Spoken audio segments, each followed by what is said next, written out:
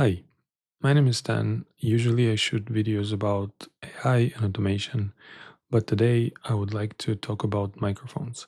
And the reason I'm doing this is because I was looking to upgrade my microphone, and there's a lot of content on YouTube about microphones in general, and specifically the ones that I'm going to talk about. However, none of them are focused on like the mobile first users. I'm shooting my videos mostly like 99%, at least for now, with my phone.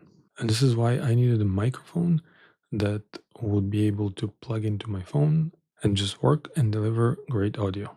So I did quite a bit of research on YouTube and generally on the internet about the available microphones out there.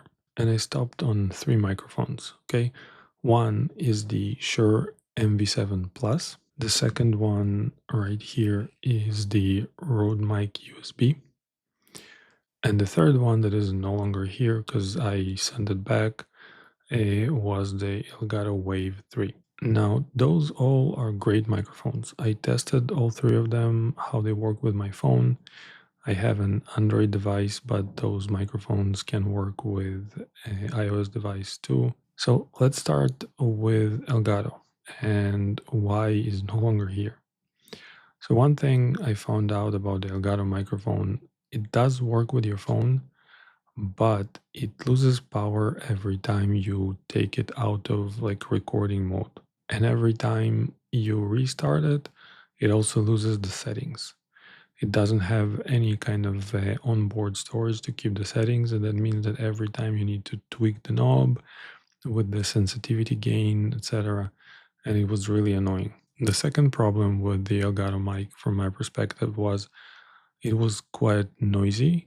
One, it would pick up a lot of noise from the environment. And second, I don't know if it's a problem with the unit that I had. This is why I sent it straight back. I suspect it was maybe faulty. It had like a low hum that was present always. You wouldn't necessarily notice it if you just watch the video, but while monitoring or just wearing earphones and during silence, you can really hear it. Now, I suspect it wouldn't be really much of a problem if you could connect it to the PC or a Mac as it's supposed to be used and use Elgato's software to just filter out the noise. But again, I'm talking about this from mobile first perspective. So two of those things were definitely a no-go for a mobile device. One is the fact that it would lose power and you need to restart and reset everything again. And second, it was really noisy. Now, the second microphone I tested was this mic. This is the Rode PodMic USB. Now, the build quality for this microphone is insane. It's very, very chunky. It's full metal body. It looks great in my opinion, but I had a big problem with this microphone and I really wanted to like this mic. So the problem is the gain it delivers through the USB. I don't know through the XLR. I didn't test it. And like I said, I need it for mobile, so it doesn't really matter for me. But through USB, it delivers a very low gain, even though I cranked it up in the software to the maximum. Like it's okay, but I feel like I would need to boost it in post. And like I said, and like I mentioned, one of the main things I wanted is just be able to record the video, edit it, maybe even edit it on my phone and just post it.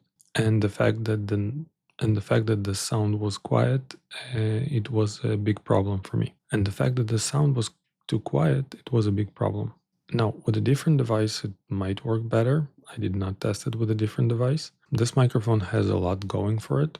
The fact that it has onboard DSP and you can control it through the Rode app from your phone, it's amazing. It's stored on the microphone, so you don't need to do anything. Like you can set it up once and then just plug it in and, use the mic. But because of the gain problem, like I mentioned, and the fact that I need to crank it up to the maximum to be able to hear it really well, it also became a bit noisy.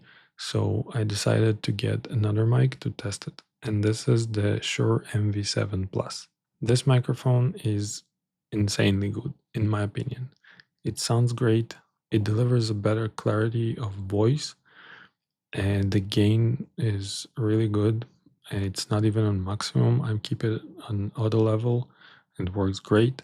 It also has a DSP and a knob that you can control most of the settings from your phone, but it also has onboard storage. So once you set it, you don't need to touch it. You can just plug it in and use it with your mobile device. The RGB lighting, the active RGB lighting is a nice touch. I like it. And the fact that you can mute it with just a touch like this.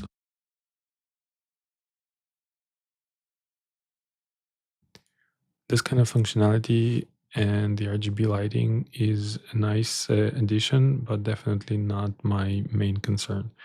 So I picked this microphone specifically for the voice clarity and the ease of use with a mobile device. Now let's talk about prices a bit. Like I mentioned, the Elgato Wave 3 is a great microphone, maybe for a different setup. It is decently priced, so that's definitely a good thing. And when I used the microphone with a computer, it actually worked pretty well. The Elgato Wave software is really nice and it has like a bunch of options that you can play with. This is like the one thing that I would miss about the microphone. So the Wave 3 is a pretty good microphone, but not for mobile first scenario. Now the Rode PodMic USB. Again, I really wanted to like this mic. I like how it looks. I like the build quality, and generally, I think Rode make good products. But it didn't work for my scenario. This is a much more expensive mic than the Elgato, but it is still about $100 cheaper than the Shure MV7 Plus. I will put some links in the description so you can go and check the prices because I live in Canada and I paid for all of that in Canadian dollars. By the way, this video is not sponsored by either. So it's just something that I wanted to put out there because I couldn't find this specific content. And I think it can help someone to make the decision if they're filming mainly using their phones. The stand is currently attached to the other mic, but you can see it's a really good build, like metal stand. This is like a really well on an expensive side, the microphone, but I think it's really worth its price if you're serious about having good sound on your video.